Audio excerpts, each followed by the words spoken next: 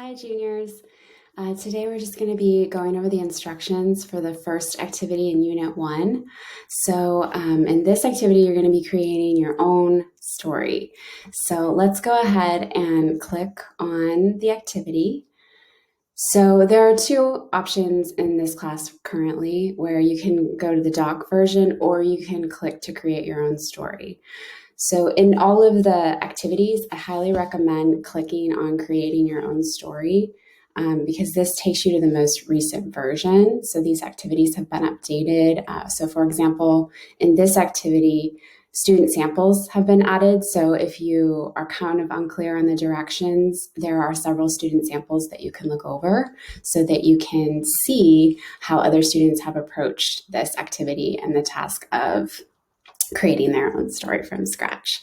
So instructions, create a story. The objective is essentially throughout the class and throughout English 3B or junior English, there are going to be several examples of short stories. And so you're going to kind of have a little bit more insight in terms of how those stories are constructed when you create your own story and you look at the features that typically go into creating a story. There's format that most stories follow. So again, you're clicking the most recent version. You click number 1, create a story. You click that, and then you go File and make a copy because this is the class copy. I own this copy, so I don't need to make a copy, but you will see the class version, which is not editable. So it's a good idea to go ahead and make your own copy, and then you can edit it. So as we're doing that, and I highly recommend as well just writing your name on the copy. So Miss Skr. So when it's in your drive, you can find it easily. So there again, this has been updated. We have 3 theme choices. So the guiding light, the guiding message of your story is going to be created around one theme of your choice. So you have 3 to choose from. So one is identity. That is a very broad theme that you can choose a lot of different plot lines and characters to fit into that role of exposing the theme of identity. The character should be undergoing some change within the theme of identity. And so probably you've seen a lot of movies or shows on Netflix or other streaming devices that cover the theme of identity.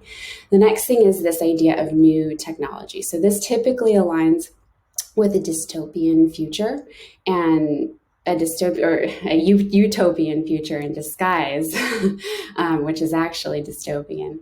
Where, and again, you'll see a lot of movies and shows that reflect this theme where sometimes technology becomes extreme and advanced, but then sometimes we lose aspects of our humanity.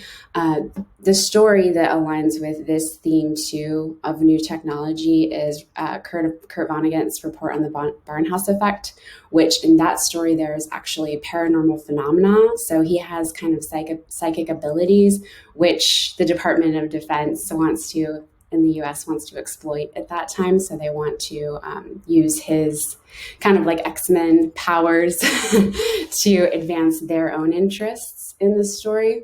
So so you could do UFOs or just this idea of, or even radiation or just highly advanced futuristic society and really look at that dynamic of what that does to the individual within society and with society as a whole.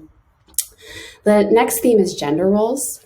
So this is a huge topic in this generation because we're sort of exploring some of the boundaries of those gender roles that have been strictly defined in the past, and we're pushing those boundaries, which is, I think, a good thing.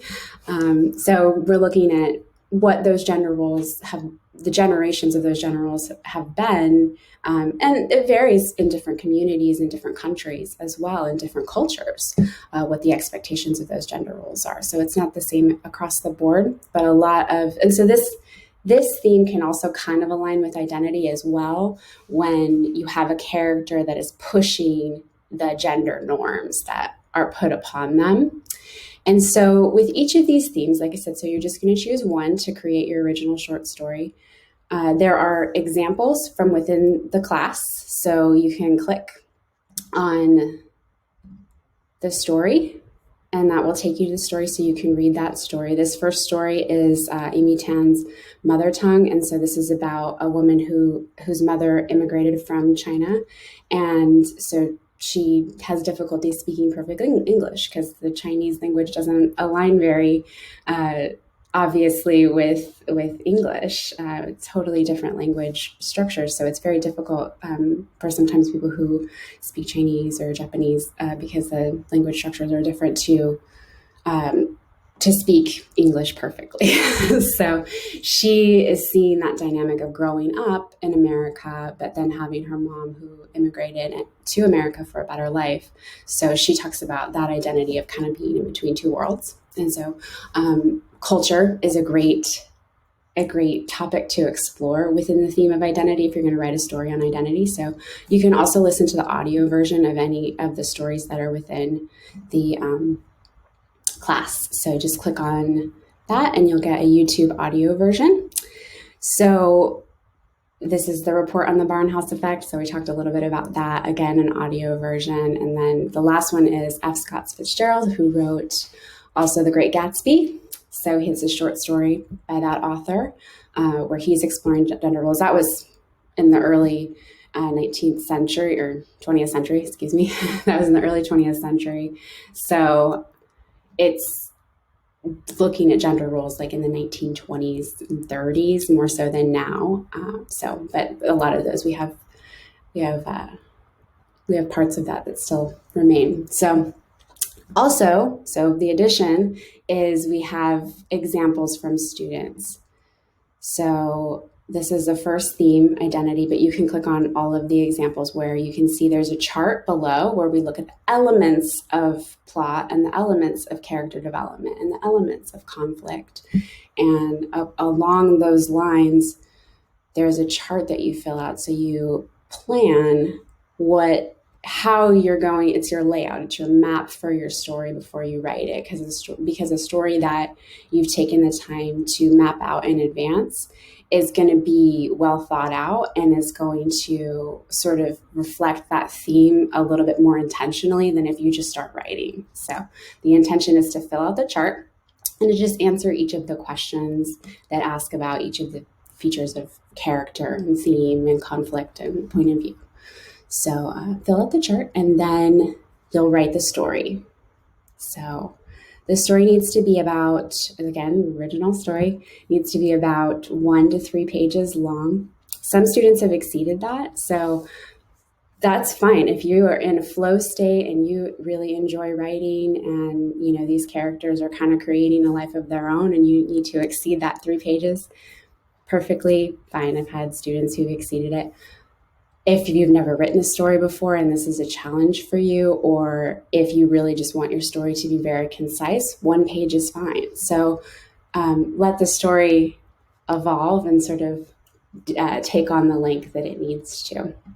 So there are, again, for each theme choice, there are examples from students. So you can look at their outline and you can look at their story. So the story map is what you're going to fill out, and that's your pre-writing activity. One thing to think about is what point of view are you going to write your story in? So a lot of stories might be told in first-person point of view, but they don't necessarily all have to be told in first-person point of view. So this video goes over the different types of point of view that you can choose. And so that, again, should be intentional to expose your theme and what you want to uncover with the story. So conflict is an important thing. You need at least one primary conflict to drive the plot forward. So it could be more than one conflict. Characters, recommend only 2 to 4 characters because it is a short story. So if you incorporate too many characters, it's going to be difficult to develop them.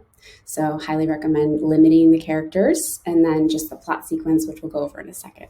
So here are the tasks. Again, 1 to 3 pages long. These videos down here are extremely helpful and you are graded. If you look at the grading rubric or grading sheet, you are graded on the components of sensory language, intentionally incorporating sensory language and dialogue. So you may have never written dialogue before. that may be a new thing for you, or maybe sensory language is a new concept in terms of writing. So these videos, they're just on YouTube, are put great writing to work. Loud. They're very loud. They're pretty short. I think they're only about 5 minutes long, but they really show you how to write with sensory details, and they also show you how to incorporate dialogue into writing. Okay, so I highly recommend watching both of those videos. And then, ta-da, here's your story map. Right here, right off the bat, click on the plot diagram. And so, like I said, there's a typical story structure that every story takes on. A lot of stories are nonlinear. There are a lot of different formats that you can take within storytelling, but typically you have all of these components within a story. Now, where they take place might vary depending on the sophistication of the writer, but you're gonna have the exposition, the rising action, the climax, the falling action, and the resolution. So this is just a brief cheat sheet so you can kind of have a visual of what the story is gonna look like. So here again, when you fill this out, this is plotting and planning your own story. So some students have gotten confused because we have those examples of stories. Those are examples. The examples from the class and the examples from other students are just examples to creatively inspire you to write your own story. So you're going to choose one theme, and then you're going to go through and tell me, okay, what's the primary conflict? Remember to include at least 2 to 4 sentences per element. So some students have been forgetting and only including 1 sentence. So the more detail that you provide up front in your story map, the easier it will be to write your story. So, and then we'll come to this plot structure where you're going to talk about exactly what's going to happen in each part of the story. So again, referencing that plot diagram. So just follow that in at least 2 sentences and then 1 to 3 pages long. And remember that you're being graded on incorporating sensory language and dialogue as well. Thank you.